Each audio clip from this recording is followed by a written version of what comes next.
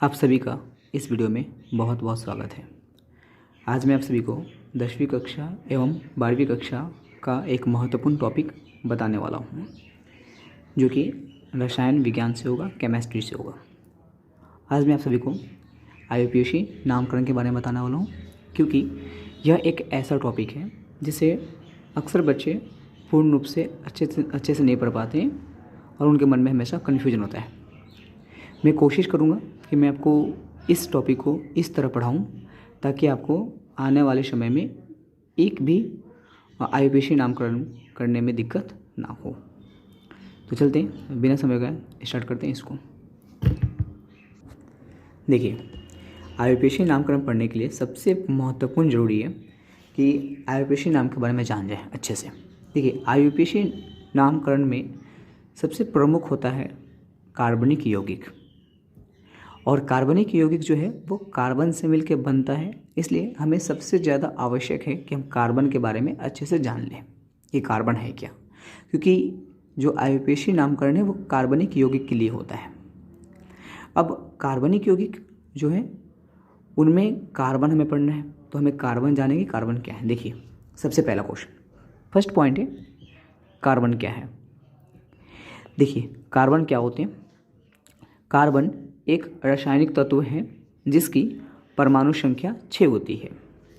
इसका संकेत C होता है तथा इसका परमाणु भार 12 होता है। सभी जीवों का शरीर जो है कार्बन से मिलकर बना होता है। ये आपको ध्यान रखना है कि प्रत्येक जीव का शरीर कार्बन से मिलकर बना है। दुनिया में ऐसी कोई वस्तु नहीं है जिसमें कार्बन की मात्रा ना पाई जाती हो। लगभग सभी वस्तुओं में कार्बन की मात्रा पाई जाती है, अतः कार्बन एक महत्वपूर्ण तत्व है। ध्यान रखेंगे, कार्बन का जो संकेत है वो C होता है। कहीं पे भी अगर आपको ये C दिखता है, C का अर्थात है कार्बन। ठीक है, देखिए कुछ कार्बन से संबंधित महत्वपूर्ण बातें। कार्बन का संकेत जो है वो C होता है। कार्बन की जो परमाणु संख्या होती है वो 6 होती है। चलिए और देखते हैं और क्या महत्वपूर्ण बात है इसमें कार्बन में। देखिए,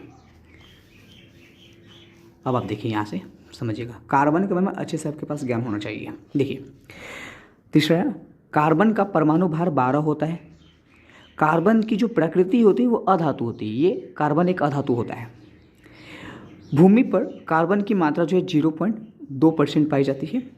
वायुमंडल में कार्बन की मात्रा 0.3% पाई जाती है। आपको कार्बन के बारे में हर चीज़ आपको पता होना चाहिए। देखिए, अगला पॉइंट, कार्बन का इलेक्ट्रॉनिक विन्यास जो है वो 2,4 होता है। कार्बन की संयोजी इलेक्ट्रॉन जो होते हैं वो 4 होते हैं। देखिए, कार्बन होता 6 नंबर पे, ठीक है, होता 6 नंबर पे। अब इसका हमें इलेक्ट्रॉनिक विन्यास निकालना है, क्योंकि इसकी परमाणु क्रमांक 6 होता है। अब इलेक्ट्रॉनिक विन्यास निकालने का तरीका होता है, पहली कक्षा में जितने इलेक्ट्रॉन होते हैं, तो पहली कक्षा में कितने इलेक्ट्रॉन होते हैं, तो पहली कक्षा में 2 इलेक्ट्रॉन होते हैं। बचे कितने, बचे मेरे पास टोटल 6 इलेक्ट्रॉन थे, बचे कितने मेरे पास 4, वो 4 इलेक्ट्रॉन यहाँ पे। क्योंकि कार्बन की परमाणु संख्या 6 होती है और किसी भी तत्व के जितनी परमाणु संख्या होती है उसमें उतने ही इलेक्ट्रॉन और उतने ही प्रोटॉन रहते हैं। अतः कार्बन की परमाणु संख्या 6 है, तो इसमें 6 इलेक्ट्रॉन होंगे। तो इसका इलेक्ट्रॉनिक विन्यास का तरीका है, पहली कक्षा में कितने इलेक्ट्रॉन, 2 इलेक्ट्रॉन। दूसरी कक्षा में जितने बचे उतने 4। एग्जाम्पल देखा जाए, अगर आपको इलेक्ट्रॉनिक विन्यास निकालना नहीं आता है तो उसके लिए क्या होता है, फॉर्मूला होता है। देखिए, पहली कक्षा में 2 इलेक्ट्रॉन, दूसरे में 8 इलेक्ट्रॉन, तीसरे में 18 और चौथे में जो है 32 इलेक्ट्रॉन। ये आप याद कर लेंगे। इसी के अनुसार क्या होता है, कार्बन किसी भी तत्व का इलेक्ट्रॉनिक विन्यास लिखाता है। अब ये कहता है कि पहली कक्षा में कितने इलेक्ट्रॉन आ सकते हैं, 2 इलेक्ट्रॉन। दूसरी कक्षा की कैपेसिटी कितनी है, इसमें 8 इलेक्ट्रॉन आ सकते हैं। तीसरी कक्षा की 18 है, किसमें 18 इलेक्ट्रॉन आ सकते हैं। और चौथी कक्षा की 32 कैपेसिटी होती है, क्योंकि चौथी कक्षा में 32 इलेक्ट्रॉन आ सकते हैं। तो मेरे पास 6 ही इलेक्ट्रॉन था, तो ऑब्वियसली पहली कक्षा में 2 चले गए, बच्चे मेरे पास कितने, 4। अब दूसरी कक्षा की 8 कैपेसिटी के 8 इलेक्ट्रॉन इसमें आ सकते हैं। अब मेरे पास है 4, तो मैं क्या करूँगा, 4 तो आराम से आ सकता है, तो 4 इसमें दूसरी कक्षा में डाल दूंगा। तो ये हो गया इसके इलेक्ट्रॉनिक विन्यास। और इलेक्ट्रॉनिक विन्यास निकालने से बहुत फायदा होता है। ये जो लास्ट वाले जो कक्षा है, ये 4 बाहरी कक्षा, सबसे बाहरी कक्षा में कितने इलेक्ट्रॉन है, 4 इलेक्ट्रॉन है। अब जो सबसे बाहरी कक्षा में जितने इलेक्ट्रॉन होते हैं वही उस तत्व की संयोजी इलेक्ट्रॉन होते हैं। तो कार्बन के संयोजी इलेक्ट्रॉन कितने होते हैं, 4 होते हैं। लिखा ना 4। देखिए अगला, कार्बन के 3 अपरूप होते हैं। कोई आपसे पूछे कार्बन के कितने अपरूप होते हैं, तो कार्बन के 3 अपरूप होते हैं। कौन कौन? हीरा, ग्रेफाइट और कोयला। हीरा, ग्रेफाइट और कोयला।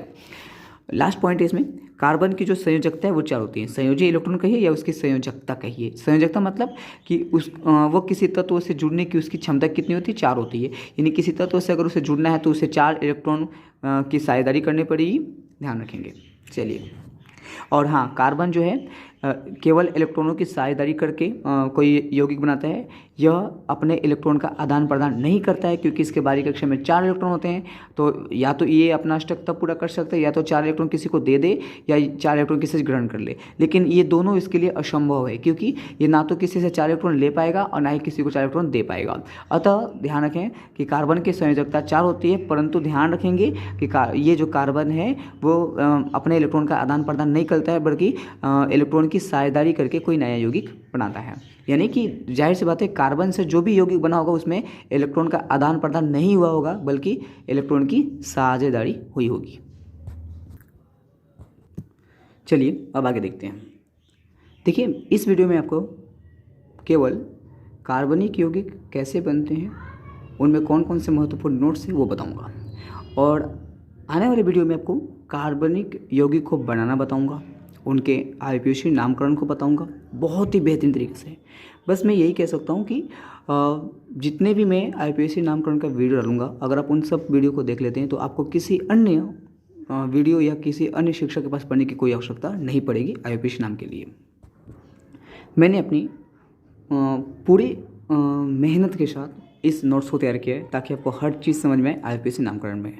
जो चीज़ें आप ये देखते हैं कि आपसे कभी आईयूपीएसी नामकरण नहीं हो पाता है, आप खुद नहीं कर पाते हैं, टीचर करके देते हैं, बस उसी को सॉल्व करते हैं, तो ऐसा कभी नहीं होगा। अब आपको खुद का खुद करने आएगा। और यहाँ तक मैं ये दावा कर सकता हूँ कि आप हज़ारों कार्बनिक यौगिक के नामकरण आप खुद कर सकते हैं, उसका आईयूपीएसी नामकरण आप खुद लिख सकते हैं। मैं आपको आईयूपीएसी नामकरण के साथ साथ कार्बनिक यौगिक निर्माण करने का तरीका भी बताऊँगा, जो कि बहुत महत्वपूर्ण होने वाला है। तो अतः आप हमारे इस चैनल पर लगातार कंटिन्यूसली बने रहें, जब वीडियो आए तब उसे पूरा देख लिया करें। चलिए देखते हैं अब आगे। तो अब देखते हैं अगला पॉइंट क्या है। हमने देख लिया कार्बन किसे कहते हैं, कार्बन क्या है, कार्बन की क्या उपरूप है, E to Z कार्बन के बारे में पूरी उसकी जितनी भी जन्म कुंडली थी वो हमने देख लिया। अब आगे देखते हैं। अगला पॉइंट है कार्बनिक यौगिक क्या है। देखिए पॉइंट मैंने बोला कि आईयूपीएसी नामकरण किसके लिए है, तो आईयूपीएसी नामकरण है कार्बनिक यौगिक का नामकरण करने के लिए। तो अब ऑब्वियसली कार्बनिक यौगिक समझना जरूरी है। तो हम सबसे पहले देखेंगे कार्बनिक यौगिक क्या है। देखिए, कार्बन से मिलकर बनने वाले यौगिक को कार्बनिक यौगिक कहते हैं। वैसा कोई भी यौगिक जो कार्बन से मिलकर बने उसे कार्बनिक यौगिक कहते हैं। देखिए यौगिक किसे कहते हैं, देखिए तत्व समझते हैं आप। अभी तक 118 तत्वों की खोज हुई हैं। उन 118 तत्वों में से कोई भी दो या दो से अधिक तत्व मिलकर यौगिक का निर्माण करते हैं। तो कार्बन से मिलकर जो भी यौगिक बनते हैं उसे हम कहते हैं कार्बनिक यौगिक कहते हैं। कार्बन से मिलकर बनने वाले यौगिक की संख्या बहुत अधिक होती है। बहुत अधिक मतलब अनेक, ये कह सकते हैं। यहाँ तक कि इतनी होती है कि आप उसे गिन तो नहीं सकते हैं, पर बहुत ज़्यादा होती है, बहुत ज़्यादा। ठीक है, बहुत अधिक मतलब बहुत ज़्यादा, इतना ब्रह्मांड है कि आप कभी भी पूर्ण रूप से उसके बारे में समझ ही नहीं सकते, पूर्ण रूप से आप कभी कॉपी में लिख नहीं सकते उसको, इतना ज़्यादा होता है। खैर, आपको सिखाया जाएगा कैसे कार्बनिक यौगिक का निर्माण करना और कैसे लिखा जाता है। चलिए आगे बढ़ते हैं। अगला पॉइंट क्या है, तो कार्बन देख लिए और कार्बनिक यौगिक देख लिए। अगला देखते क्या, अगला पॉइंट बहुत इंटरेस्टिंग। अच्छा सॉरी, यहाँ पे एक बार देख लीजिए, कार्बनिक यौगिक किसे कहते हैं ना, तो कार्बनिक यौगिक का एग्जाम्पल देखते हैं। देखिए, जैसे ये कार्बन हो गया और कार्बन ने हाइड्रोजन से मिलकर क्या बना दिया, ये बना दिया। अब फिर आगे देखिए CH4 ये बन गया, फिर C2H5 बन गया, फिर C2H6 बन गया। अभी कैसे बन रहे हैं, क्या तरीका है, किस तरह निर्माण हो रहे हैं, ये आपको आगे बताया जाएगा। बहुत से सूत्र, जितना चाहे आप उतना लिख सकते हैं, जितना चाहे उतना लिख सकते हैं, मतलब बहुत अत्यधिक। मतलब आप चाहे तो अनेकों कार्बनिक यौगिक का नाम खुद लिख सकते हैं, उसका सूत्र आप खुद निर्माण कर सकते हैं, ये मेरी गारंटी। बस आप यही करें कि पूरे कार्बनिक यौगिक पूर्ण रूप से पूरा वीडियो देख लें, बस ये काम करें, आपका ये काम होगा। चलिए आगे देखें। अगला पॉइंट क्या है, अगला बहुत इंपॉर्टेंट पॉइंट है, एनवीबीआई पॉइंट है। देखिए क्या, आईयूपीएसी प्रणाली क्या है, क्योंकि आईयूपीएसी नामकरण देखना है तो मुझे आईयूपीएसी प्रणाली देखना पड़ेगा। देखिए आईयूपीएसी प्रणाली, आईयूपीएसी एक प्रणाली, देखिए फिर से, आईयूपीएसी एक प्रणाली, एक वह प्रणाली, सॉरी यहाँ पे ये एक है ना, ये वाले एक, इस एक को मत बोलेंगे आप, ठीक है ना बोलेंगे। आईयूपीएसी प्रणाली एक वह रासायनिक प्रणाली है, देख सकते हैं आईयूपीएसी जो प्रणाली है वह एक रासायनिक प्रणाली है जिसके द्वारा कार्बनिक यौगिकों का नाम लिखा जाता है। तो आईयूपीएसी प्रणाली क्या है? तो आईयूपीएसी प्रणाली एक ऐसी रासायनिक प्रणाली है जिसके द्वारा क्या करते हैं हम, कार्बनिक यौगिक का नामकरण कहते हैं, नामांकरण कहते हैं, यानी नाम लिखते हैं उसका। एग्जाम्पल देखिए, अगर मान लीजिए मेरे पास ऐसे है, कोई चीज़ मेरे पास पहले से है, मैं इसका नामकरण लिखना चाहता हूँ, तो आईयूपीएसी नामकरण या आईयूपीएसी प्रणाली की सहायता से मैं इसका नाम लिख सकता हूँ। तो मुझे इसका नाम पता है, बाद में आपको मैं बता दूंगा, जब आएगा आपको कैसे बनाना पूर्ण रूप से समझ में आएगा। अभी फिलहाल इसका नाम क्या है, एथिल है। अभी मैंने कैसे बताया, इसके कुछ नियम होते हैं, कुछ नोट्स होते हैं, वे नोट्स जानने के बाद ही आपको समझ में आएगा कि मैंने इसका नाम ऐसे कैसे, कब, क्यों लिखा और कैसे लिखा।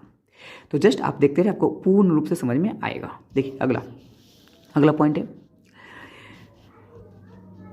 आईयूपीएसी का फुल फॉर्म क्या होता है। जो आईयूपीएसी हम लिखते हैं उस शब्द का पूरा फुल फॉर्म क्या होता है। देखिए आईयूपीएसी में आई होता है, यू होता है, पी होता है, ए होता है और सी होता है। आई से होता है इंटरनेशनल, जिसे अंतर्राष्ट्रीय कहते हैं। यू से होता है यूनियन ऑफ, जिसका मतलब का संघ होता है। पी से होता है प्योर ऑफ, मतलब शुद्ध होता है। और ए का मतलब अप्लाइड, मतलब व्यवहारिक होता है। और सी का मतलब होता है केमिस्ट्री, मतलब रसायन होता है। कुल मिलाकर अगर ये बात कहा है तो यहाँ पे देखिए आईयूपीएसी का कुल मिलाकर क्या नाम पड़ा है यहाँ पे, देखिए IUPAC, international union of pure and applied chemistry. इसका हिंदी क्या हुआ, शुद्ध और व्यवहारिक रसायन के अंतर्राष्ट्रीय संघ है, ये एक संघ है। और इस संघ से हम क्या करते हैं, कार्बनिक यौगिक का नामकरण करते हैं। चलिए, तो आईयूपीएसी का मतलब समझ में आ गया, और मेरे ख्याल से आपको पूर्ण रूप से ये बात समझ में आ गया होगा कि आईयूपीएसी क्या है। तो आईयूपीएसी एक कार्बनिक यौगिक लिखने का क्या है, संघ है, या फिर ये कह सकते हैं कि एक क्या प्रणाली है। चलिए अब आगे देखते हैं अगला क्या पढ़ना है। जितने भी आपको कार्बनिक यौगिक का नामकरण करने या आईयूपीएसी नामकरण करने के लिए महत्वपूर्ण पॉइंट से आज मैं उन सभी को बता दूंगा, और अगले वीडियो में मैं आपको आईयूपीएसी नामकरण लिखना सिखाऊंगा। अगला पॉइंट और महत्वपूर्ण होने वाला है हम लोग का। देखिए क्या पॉइंट है अगला पॉइंट है कार्बनिक श्रृंखला क्या है। It is very important topic of the नॉमनीकरण ऑफ आईयूपीएसी, यानी आईयूपीएसी नॉमनीकरण के लिए सबसे महत्वपूर्ण टॉपिक ये है, ध्यान रखेंगे। क्या, कार्बन श्रृंखला या कार्बन चैन कहते हैं इसे अंग्रेजी में हम लोग कार्बन चैन कहते हैं। देखिए कार्बन में परमाणु, सॉरी एक देखते हैं, कार्बन के परमाणु में ये थोड़ा मैं यहाँ पे नहीं होगा, अब मैंने काटना है भो बगना हूँ, इसलिए कार्बन के परमाणु में कार्बन के ही अन्य परमाणु से बनी हुई श्रृंखला को कार्बन श्रृंखला कहते हैं। मतलब कार्बन के परमाणु में, कार्बन का परमाणु होगा, कार्बन के परमाणु में कार्बन के ही अन्य परमाणु से, कोई दूसरा कार्बन उसके परमाणु से बनी हुई श्रृंखला को कार्बन श्रृंखला कहते हैं। जैसे देखिए ये CH3, फिर CH2, फिर CH2, फिर CH3। देखिए यहाँ पे आप देख सकते हैं, यहाँ पे कार्बन है, फिर यहाँ पे दूसरा कार्बन है, यहाँ पे तीसरा कार्बन है, यहाँ पे चौथा कार्बन है। तो कार्बन की एक चैन बन गई, ये चैन बन गई, एक श्रृंखला बन गई। तो जो श्रृंखला बनी और एक चैन बनी, इसे कार्बन श्रृंखला कहते हैं। कितने कार्बन की श्रृंखला है? तो 1 2 3 4 कार्बन की श्रृंखला है ये, ठीक है। चलिए अब आगे देखते हैं। अब यहाँ पे देखिए लिखा है नोट्स, बहुत वीवीआई नोट्स है, बहुत इंपॉर्टेंट। बिना इसके तो आप आईयूपीएसी नामकरण कर ही नहीं सकते हैं। तो बिना इसके आप आईयूपीएसी नामकरण नहीं कर सकते, इसलिए आपके लिए बहुत इंपॉर्टेंट टॉपिक है, इसे बहुत ध्यान से देखिएगा। चलिए देखिए अगला, तो आपको कार्बन श्रृंखला में क्या रखना है, ये टोटल का टोटल कार्बन श्रृंखला है, ठीक है। और मैं लिख दूंगा यहाँ पे, देखिए ध्यान से। तो पहला है C1, तो C1 के लिए हम लोग इस्तेमाल करते हैं मैथ, C2 के लिए इस्तेमाल करते हैं प्रोप, और C1 के लिए इस्तेमाल करते हैं मैथ, और C2 के लिए इस्तेमाल करते हैं एथ, और C3 के लिए होता है प्रोप, और C4 के लिए होता है ब्यूट। उसी तरह C5 के लिए होता है पेंट। उस तरह आगे C6 के लिए होता है हेक्स। आगे C7 के लिए होता है हेप्ट, और C8 के लिए होता है ऑक्ट। C9 के लिए होता है नॉन,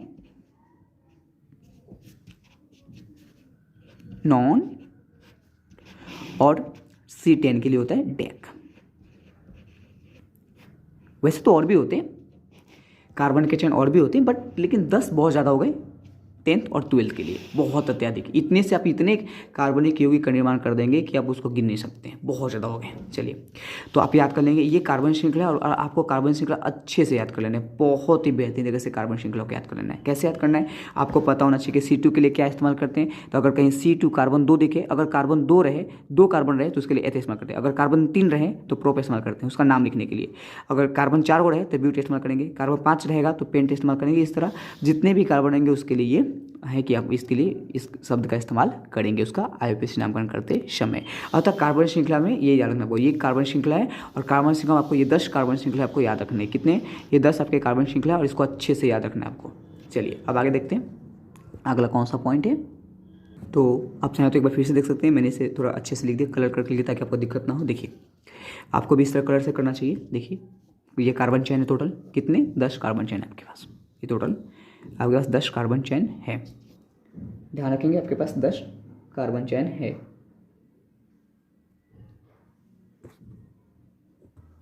चलिए अब आते हैं एक महत्वपूर्ण टॉपिक इसके अंदर। देखिए यहाँ पे लिखा है ग्रीक संख्या। जब हम IUPAC नामकरण करेंगे वहाँ पे ये बहुत उपयोगी होगा, ध्यान रखें, बहुत ज़्यादा काम आएगा। ग्रीक संख्या, देखिए यदि कोई चीज़ 2 बार रहे, कोई चीज़ 2 बार रहे, 2 बार रहे, 2 के लिए डाई का इस्तेमाल करना है।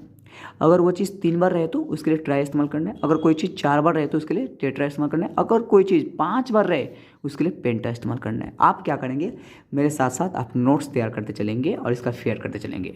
IUPAC नामकरण का एक बहुत बड़ा टॉपिक होता है। मैंने खुद अपने क्लास में पढ़ाया था, जिसको 45 डेज लग गया था अच्छे से पढ़ाने में। तो मैं उम्मीद करता हूँ कि बहुत ही बेहतरीन पढ़ाऊँगा, मज़ा आ जाएगा आपको, और ज़्यादा जल्द से जल्द मैं पढ़ाने की कोशिश करूँगा, आप जल्दी से सीख जाएँ। बस आप जितना पढ़ाऊँगा आप उसको अच्छे से पढ़ लेना बस। अब हम लोग का अगला पॉइंट है, बहुत महत्वपूर्ण पॉइंट है, वो देखिए क्या, प्रतिस्थापी। ये प्रतिस्थापी क्या होते हैं, प्रतिस्थापी वैसे यौगिक होते हैं या फिर तत्व होते हैं, वे क्या करते हैं कि किसी हाइड्रोजन को विस्थापित करते हैं और उसकी जगह को ले लेते हैं कार्बनिक यौगिक के अंदर। कार्बनिक यौगिक के अंदर क्या करते हैं, ये प्रतिस्थापी क्या करते हैं, तो किसी भी कार्बनिक यौगिक के अंदर प्रतिस्थापी क्या करते हैं, उसके हाइड्रोजन को हटा देते हैं और उसके हाइड्रोजन को विस्थापित करके उसकी जगह ले लेते हैं और उसकी जगह पे ये वहाँ पे प्रतिस्थापित हो जाते हैं। चलिए तो देखते हैं आखिर कौन कौन से होते हैं प्रतिस्थापी। बहुत इंपॉर्टेंट है, ध्यान रखिएगा, बहुत मतलब बहुत भी हैं, आप इसे अच्छे से याद कर लेंगे। प्रतिस्थापी देखिए मुख्य रूप से तो 4 ही होता है, फ्लोरीन या ब्रोमीन, क्लोरीन और आयोडीन। एफ कहीं पे दिखेगा ना, एफ, ये बड़े बड़े आदमी होते हैं, बड़े बड़े लोग होते हैं, बहुत अमीर लोग होते हैं ये। तो जहाँ पे कहीं एफ दिखे तो पहले आप एफ के लिए फ्लोरो इस्तेमाल करना, एफ के लिए फ्लोरो शब्द का इस्तेमाल करना।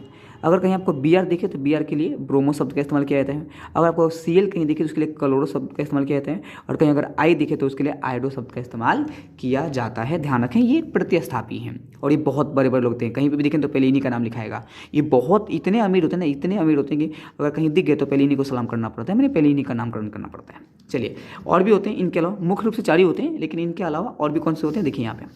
उनके अलावा ये हैं, ये आपके 10 आ सकते हैं, जिसका नाम है एल्किल समूह के। तो एल्किल समूह एक समूह होता है, कार्बनिक यौगिक का एक समूह होता है एल्किल समूह। मैं आपको पढ़ाते वक्त बताऊंगा ये समूह कौन सा होता है, कैसे आता है।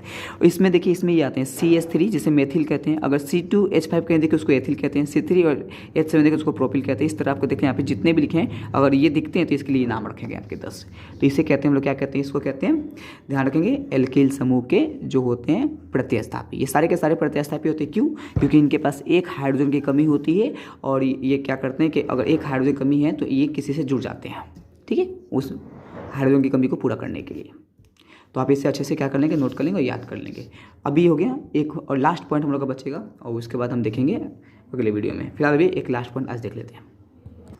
तो अब हमारा है अगला पॉइंट जो कि सबसे महत्वपूर्ण है और भी आई है, बस अब इसके बाद कोई पॉइंट नहीं है।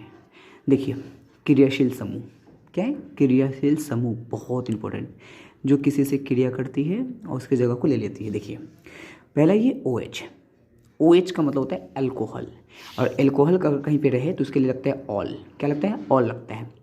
और दूसरा है O मतलब ऑक्सीजन वाला, जहाँ पे O दिखता है उसके लिए वो होता है ईथर, और ईथर के लिए इस्तेमाल करते हैं पहले ऑक्सी इस्तेमाल करते हैं फिर N इस्तेमाल करते हैं, बीच में वो नाम रहता है, फिर बीच में यहाँ पे डायड्रेस है तो यहाँ पे नाम रहेगा और पहले ऑक्सी लगता है फिर बाद में N लगता है।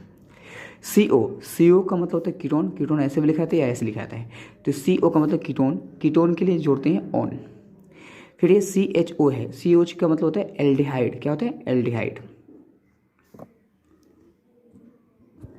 और एल्डिहाइड के लिए L जुड़ता है, ठीक है। अब तीसरा अगला है CHO। CHO को कहते हैं कार्बोक्सिलिक अम्ल, कार्बोक्सिलिक अम्ल। और कार्बोक्सिलिक अम्ल के लिए OIC जुड़ता है, कार्बोक्सिलिक अम्ल के लिए OIC जुड़ता है। अगला है COOR, इसका मतलब है एस्टर, और एस्टर के लिए एस्टर ही जोड़ते हैं।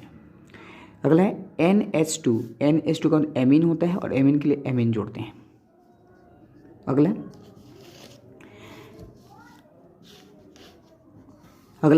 CN का मतलब नाइट्राइल होता है, नाइट्राइल के लिए यहाँ पे देखिए डैश डैश है, मतलब कि नाइट्राइल आपको जोड़ना है, नाइट्राइल ही जोड़ना है, ये नाइट्राइल जोड़ना है।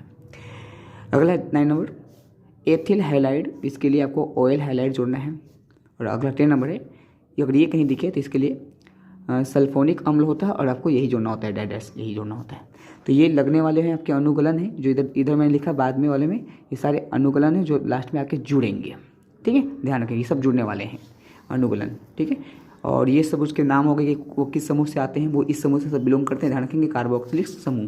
तो क्रियाशील समूह में इतने समूह होते हैं आपके, इतने समूह को अगर आप याद करते हैं तो इससे ज़्यादा होता ही नहीं है। और इससे इतने ज़्यादा आप कार्बनिक यौगिक लिख जाएंगे कि मत पूछिए, आपको हर कार्बनिक यौगिक का नाम भी याद हो जाएगा और कार्बनिक यौगिक का सूत्र भी याद हो जाएगा। चलिए, बस इतने महत्वपूर्ण टॉपिक है किसी भी कार्बनिक यौगिक का नामकरण लिखने में और उसका कार्बनिक यौगिक का निर्माण करने के लिए इतना बहुत आवश्यक है। इतना टॉपिक अगर आपको याद रहता है तो मेरी गारंटी कि आपको 1% भी कार्बनिक यौगिक को लिखने में या कार्बनिक यौगिक का सूत्र लिखने में या IUPAC नामकरण करने में या उसके संरचना सूत्र लिखने में बिल्कुल ही दिक्कत नहीं होने वाली है। इतना अगर आप कर लेते हैं तो आने वाला वीडियो आपके लिए बहुत महत्वपूर्ण होने वाला है। तो कृपया करके हमारे चैनल को सब्सक्राइब कर दें और बेल घंटी को दबा दें, ताकि मैं जब भी अगला वीडियो अपलोड करूँ उसका नोटिफिकेशन आपको समय पे मिल पाए और आप उस वीडियो को मिस ना कर पाए और टाइमली आप देख पाए, क्योंकि एग्जाम का समय है तो ओबियसली IUPAC नामकरण आपके लिए बहुत महत्वपूर्ण होने वाला है। चलिए, और मैं एक बार फिर से समझाता हूँ क्या क्या आपको मैंने समझाया आज के डेट में। तो देखिए, मैंने आपको सबसे पहले बताया कार्बन क्या है और कार्बन की पूरी विशेषता क्या है, कार्बन की पूरी पहचान बताया, ठीक है। ध्यान रखें ये पूरी। आप चाहें तो वीडियो को पॉज करके इसका स्क्रीनशॉट ले सकते हैं।